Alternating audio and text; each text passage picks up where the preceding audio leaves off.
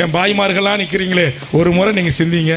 தமிழ்நாட்டு சட்டமன்றத்தில் இந்த சிறைவாசிகள் 20 ஆண்டு 25 ஆண்டுகளமாக உள்ள கிடக்கிற அந்த சிறைவாசிகள் விடுதலைக்காக இந்த நாட்டுடைய சட்டத்துறை அமைச்சர் ரகுபதிக்கும் நேருக்கு நேராக போரிட்டனா இல்லையா?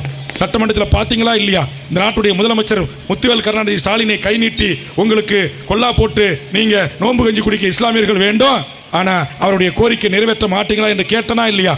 ஜவஹர்லா போன்றவர்களை அழைத்துக் கொண்டு போய் அவர்களோடு சேர்ந்து முதலமைச்சருடைய சண்டையிட்டு நீங்கள் எப்படியாவது அவர்களை விடுதலை செய்யுங்கள் அல்லது அவர்களுக்கு வாழ்நாள் முழுவதும் நீங்கள் நீண்ட பரோல் கொடுங்கள் என்று கேட்டு அப்படி பெற்று வந்த பரோலை ரத்து செய்து மீண்டும் தூக்கி உள்ள போட்டீங்களே ஸ்டாலின் அவர்களே என்று கேட்டவன் வேல்முருகனா இல்லையா? எனது இஸ்லாமிய உறவுகளே, ஏன் எங்களுக்கு ஒரு ஓட்டு போடக்கூடாதா? என்ன திமுகவுக்கு அண்ணா திமுக எங்க தள்ளா என்ன பட்டா போட்டு கொடுத்துட்டாரா? உங்களுக்கு ஒரு பாதிப்பு என்று சொன்னால் வலது நாட்டின் பெருத்த சமூகமாக இருக்கிற போர்க்குணம் கொண்ட சமூகத்தின் பிரதிநிதி, டேய் என்னுடைய இஸ்லாமியவன், இந்த மண்ணில் வாழ்ந்தவன், அவன் படையாட்சியாக தேவேந்திர வேலனாக தேவனாக கல்லனாக அகமுடையவராக மறவராக யாதவராக பிள்ளையாக வாழ்ந்த என் சகோதரன் தான் சாதிய அடக்குமுறைகளுக்கு எதிராக இஸ்லாம் என்கிற உன்னதமான மார்க்கத்தை ஏற்றுக்கொண்ட என் ரத்தம் கை வைப்பியா?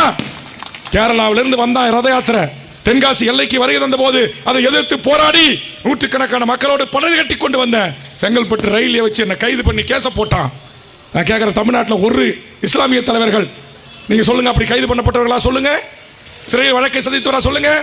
சிஏ என்ஆர்சி என்பிஆர் என்கிற மோசமான சட்டத்தை கொண்டு வந்த பாசிச பாரதிய ஜனதா என்கிற மோடி அரசின் முகத்திரியை கிழிப்பதற்காக தமிழ்நாடு முழுவதும் அடக்குமுறை சட்டங்களை எதிர்த்து களத்தில் நின்றது தமிழக வாழ்வுரிமை கட்சியும் வேல்முருகனும்.